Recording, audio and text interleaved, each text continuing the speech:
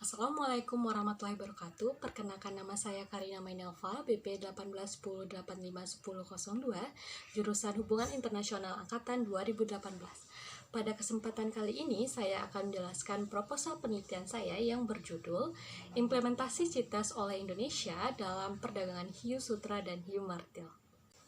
Convention on International Trade in Endangered Species of Wild Flora and Fauna atau disingkat CITES adalah sebuah perjanjian internasional antar pemerintah yang bertujuan untuk melindungi wild flora and fauna terhadap perdagangan internasional.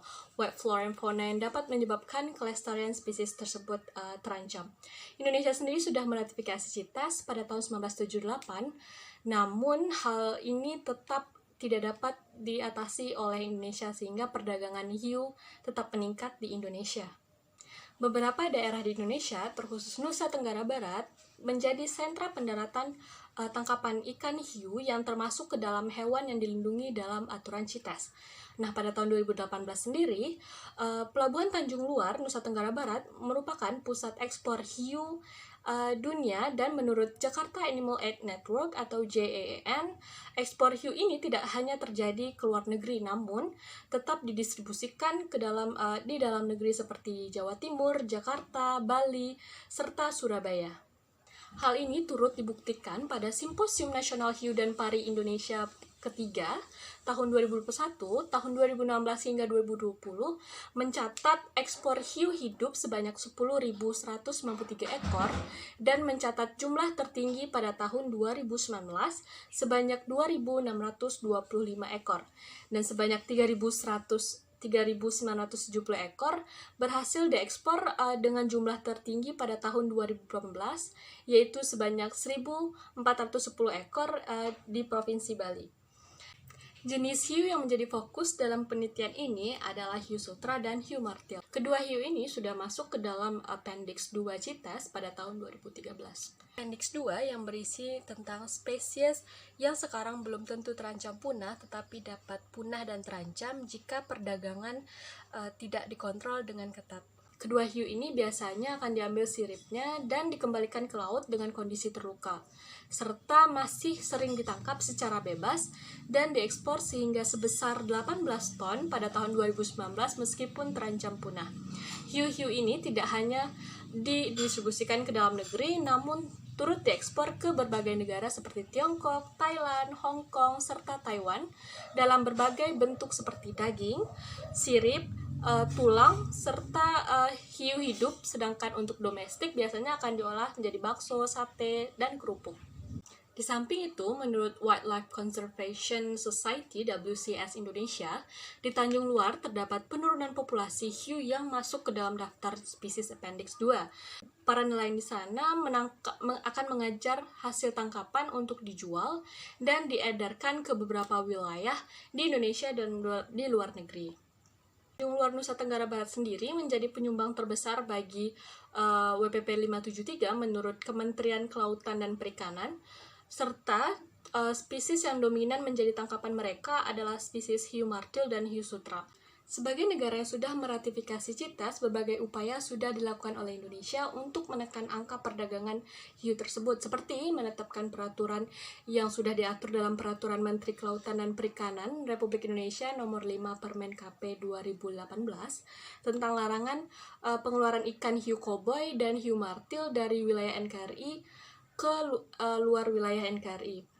Selain itu, sosialisasi turut dilakukan oleh pemerintah ke masyarakat, terkhusus di wilayah Tanjung Luar, Lombok Timur, seperti penyampaian media secara cukup menarik dengan bertemakan kesenian tradisional yang mengangkat terkait perlindungan hiu dan pari.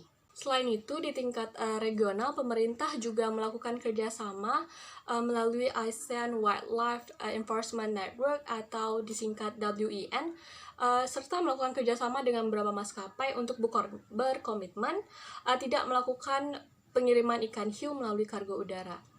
Di samping itu juga, Indonesia juga melakukan berbagai konservasi hiu dengan melakukan tracing shark technology yang berbasis Vessel Monitoring System Tech atau dikenal VMS Tech.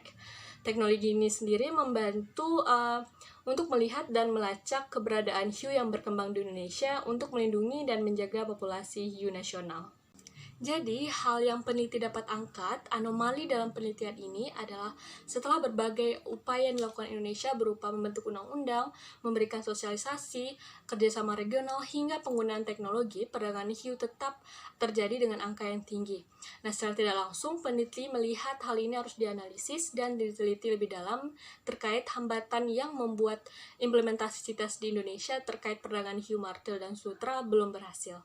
Sehingga peneliti dapat mengangkat pertanyaan penelitian, yaitu bagaimana hambatan dalam implementasi CITES di Indonesia terhadap perdagangan hiu martil dan hiu sutra. Selanjutnya, tujuan penelitian ini dilakukan adalah untuk melihat hambatan yang dihadapi oleh Indonesia dalam mengimplementasikan CITES untuk menekan jumlah perdagangan terhadap hiu martil dan hiu sutra. Seterusnya, manfaat dari penelitian ini pertama menjadi referensi dalam pengembangan ilmu pengetahuan mengenai implementasi CITES, khususnya dalam memahami hambatan Indonesia dalam melakukan implementasi CITES terhadap perdagangan hiu martil dan hiu sutra. Dan yang kedua, menambah pengetahuan dan wawasan pembaca terkait pentingnya menjaga populasi hiu yang masuk ke dalam daftar CITES sebagai satwa yang harus dilindungi serta hambatan Indonesia dalam mengontrol perdagangan hiu martil dan hiu sutra. Menggunakan beberapa tulisan yang menjadi acuan serta referensi dalam melakukan penelitian kali ini. Yang pertama adalah tulisan dari Fahmi yang berjudul Mengenal Jenis Hiu Appendix CITES. Seterusnya, karya dari Agus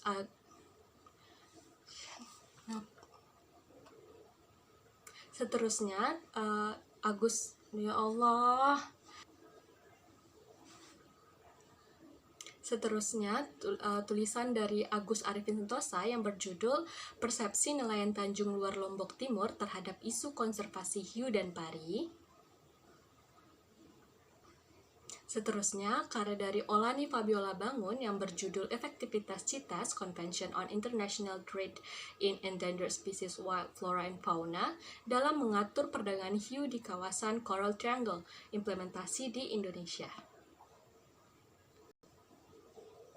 Seterusnya, karya dari Febrima Suryastri berjudul Politik Lingkungan, Penanganan Perdagangan Satwa dengan Identifikasi Pasal-Pasal Perundangan CITES. Dan yang terakhir, karya dari Nur Sili yang berjudul Permasalahan Sosial Budaya dalam Implementasi Peraturan Perlindungan Spesies Hiu di Tanjung Luar, Lombok Timur, Nusa Tenggara Barat sebagai aturan turunan Protokol Nagoya. Menggunakan beberapa tulisan yang menjadi acuan serta referensi dalam melakukan penelitian kali ini. Yang pertama adalah tulisan dari Fahmi yang berjudul Mengenal Jenis Hiu Appendix CITES. Seterusnya, tulisan dari Agus Arifin Sentosa yang berjudul Persepsi Nelayan Tanjung Luar Lombok Timur terhadap Isu Konservasi Hiu dan Pari. Seterusnya, karya dari Olani Fabiola Bangun yang berjudul Efektivitas CITES Convention on International Trade in Endangered Species Wild Flora and Fauna dalam mengatur perdagangan hiu di kawasan Coral Triangle, implementasi di Indonesia. Seterusnya, karya dari Febrima Suryastri berjudul Politik Lingkungan, Penanganan Perdagangan Satwa dengan Identifikasi Pasal-Pasal Perundangan CITES. Seterusnya, karya dari Febrima Suryastri berjudul Politik Lingkungan, Penanganan Perdagangan Satwa dengan Identifikasi Pasal-Pasal Perundangan CITES. Dan yang terakhir, karya dari Nur Sili yang berjudul Permasalahan Sosial Budaya dalam Implementasi Peraturan Perlindungan Spesies Hiu di Tanjung Luar, Lombok Timur, Nusa Tenggara Barat sebagai aturan turunan Protokol Nagoya.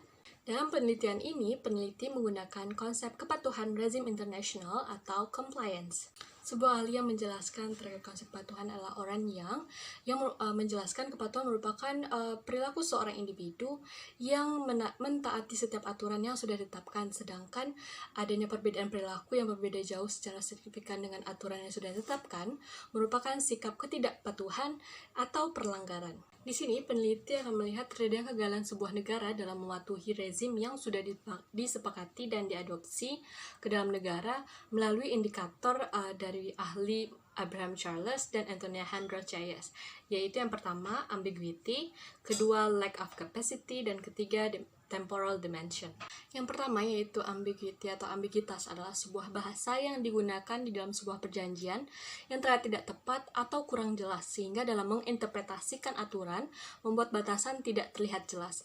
Nah, batasan yang tidak terlihat jelas itu mengakibatkan perilaku dari negara-negara yang mengadopsi dan meratifikasi cenderung bersifat mengeluarkan aturan yang memiliki cakupan cukup luas.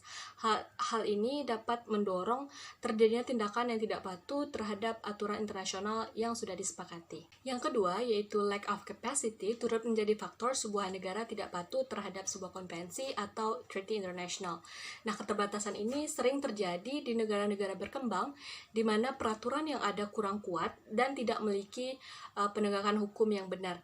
Nah, keterbatasan ini sering terjadi karena tingkat ilmu pengetahuan, teknis, birokrasi, dan keuangan sebuah negara yang sulit sehingga penegakan hukum kurang efektif.